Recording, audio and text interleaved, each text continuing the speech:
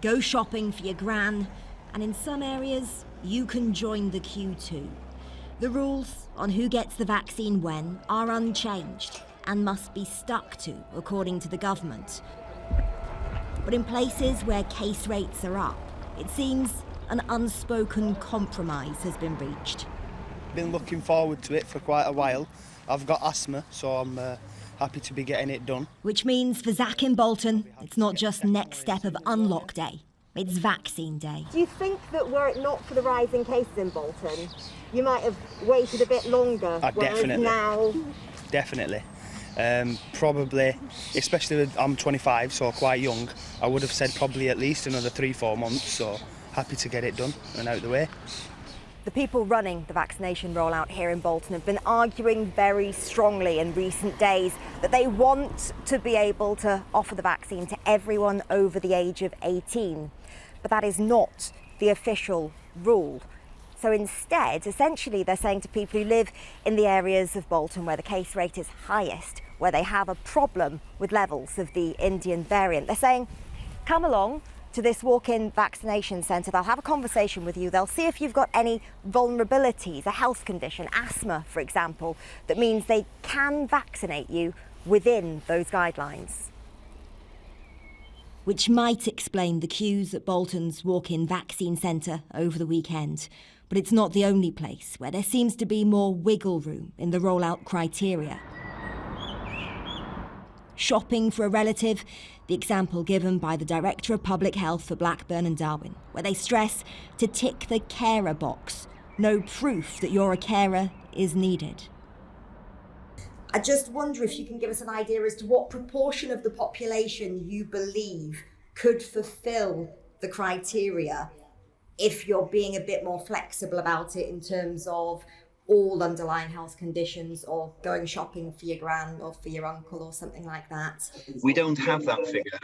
What we do know, though, is that this is a one-to-one individual clinical discussion between anyone over 18 and anyone who's going to be applied to be vaccinated and the clinician in the vaccination centre. We have a strong expectation that a very high percentage of our population would meet at least one of those criteria. But of course, we are sticking, and they will be sticking strictly to the criteria supplied under the JCVI guidance. There is no doubt the vaccine is making a difference this time, not least for Bolton's pubs. Your dad's booked the day off, right? He has. To help? To drink. To help fill my tills. Restock for lost time. Relief now, but Ashley told me they feared a repeat of what's happened before, because the COVID case rate is now double what it was when Bolton's pubs had to close in September's local lockdown. Were you worried on Friday? Terrified. Terrified. Like, the news went on at 5 o'clock and I stood and I watched it until it had gone off, and the sense of relief we got when we told we could reopen was just unreal. Like, I'll be honest with you, we got emotional. It has been a really hard year. On the day we got pubs and hugs back, there was also a plea for caution and restraint. But from Zamzam, lining up for her first jab today, a plea back to those in power to not just do what's been done before. The reality is we can't just go into lockdown every time this kind of issue arises. The reality is that we're going to be living in a situation where COVID isn't necessarily going to go away, right? We need to be able to manage as a community, and I think the government really needs to put in real measures in place that protects local communities, especially communities like Bolton, which are working class communities. With another new variant and another attempt to restart life, this unlock will be more precarious for some than for others. Claire Fallon. More from us in Blackpool later, but for now, back to Krishnan in London. Thanks, John. No one is safe until everyone is safe, so said the Prime Minister, announcing the UK's investment in the COVAX scheme designed to distribute COVID vaccines across the world. But UNICEF and the WHO have warned that COVAX is facing a severe shortfall in supplies. Restrictions on Indian vaccine exports have contributed to a shortfall of around 140 million doses. UNICEF's executive director called on G7 members and the EU to bridge the gap, saying they could do so by sharing 20% of their stocks for the next 3 months. Well, earlier I spoke to Professor John Edmonds from the London School of Hygiene and Tropical Medicine, and I began by asking him how much of a threat to the UK the Indian coronavirus variant is. The Indian variant is a significant risk. There's no question about that. It does look to be more transmissible than the Kent variant, which already was very transmissible. Because we're not all vaccinated yet, there's still a third of the adult population are still unvaccinated. And vaccines are never 100% effective. That an increase in transmission can lead to, or is likely to lead to, an increase in hospitalizations and therefore, unfortunately, deaths. So it is a risk, but I don't think it's anywhere near as risky. We're not in the situation that we were in back in December, when that really was a very, very significant problem that we had, because hospitals were already full from the autumn wave, and the Kent variant was taking off. And so, and of course, we weren't vaccinated. So where we are now is a much better place. We've seen public health authorities around the northwest, where this variant is particularly alarming, wanting to vaccinate anybody over 18. Does that seem sensible to you?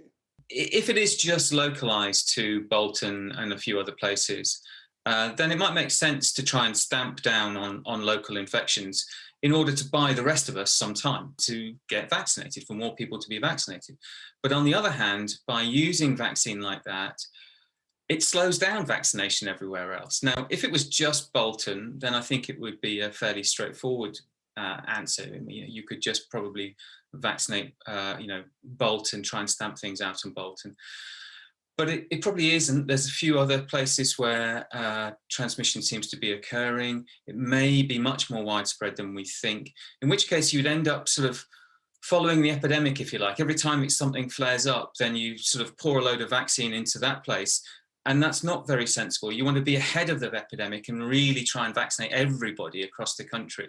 Is going ahead today a political decision or a scientific one primarily? Well, they're always a political decision. The politicians have to weigh up the sort of public health with the economy and people's mental health and so on. So I think the issue with it is that there's still such a lot of uncertainty. So we can't really quantify exactly how much more transmissible this virus is compared with the Kent variant. It looks as if it is more transmissible.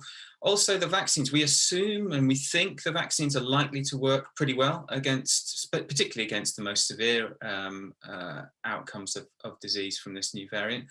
You know, there's significant uncertainty. There's no question about that. And so, look, in hindsight, will we come to regret this decision? I really, really don't know at the moment. You all seem to be saying that we are in a better place than we would have been because so many people are vaccinated. The British government pressed on with vaccinating younger members of the population against the advice of the World Health Organization and others. I mean, it sounds like the British government's decision has been vindicated. I think from our own point of view, if you take a national point of view, then yes, I would entirely agree. But for the world?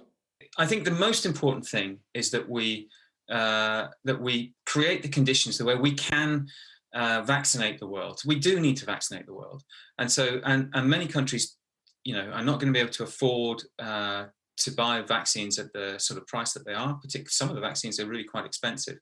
We're a globally connected country. And so if there are cases occurring somewhere else, they'll pretty rapidly occur here. We can do what we can to vaccinate our population, but we should also do what we can to ensure that vaccines are distributed across the world, not just for moral purposes, but also for our own benefit. America has approved the Pfizer vaccine for over 12s. Do you think Britain should start vaccinating secondary school children? I think it would help, yeah. Children seem to be less likely to be infected and less likely to transmit than adults, given other things being equal, but they still can get it and they still can transmit. I mean, I have children myself, and they're having to be swabbed every few days, and it's not a very pleasant experience. I think it would be nice to go back to normality of just going to school in a normal fashion. And the safest and easiest way to go back to school would be to vaccinate our children and forget about the COVID epidemic. How under pressure have you felt as a SAGE member and advisor to give us good news? You know, to not slow things down, given the expectation of the British public now? Has that been a factor at all? Not at all. I think if you see my announcement, or me on the on the press, I don't think I've ever given good news. But no, I don't think, not at all. No pressure whatsoever. John Evans, thank you very much.